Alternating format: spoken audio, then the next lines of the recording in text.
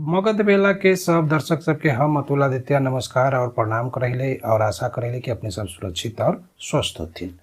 बिहार में अबहियो लोग सबके जान जा रहे हैं ऑक्सीजन के कमी से, लोग तड़प रहे हैं ऑक्सीजन के खातिर। लेकिन हमारा जे उद्योग मंत्री होलथिन राज्य के शाहनवाज हुसैन, वो अभी बंगाल चुनाव से तुरते जे बंगाल चुनाव से फ्री होके अलथिन है और अब जो है राज्य में आ गलथिन है और लंबा चौड़ा भाषण शुरू कर देलथिन है कि राज्य में ऑक्सीजन के कोनो कमी ना है। लेकिन जैसे कि अपने लोग देख रहथिन होत कि आज भी लोग ऑक्सीजन के लिए इधर उधर भटक रहे हैं, लोग ऑक्सीजन के लिए आज भी तड़प रहे हैं।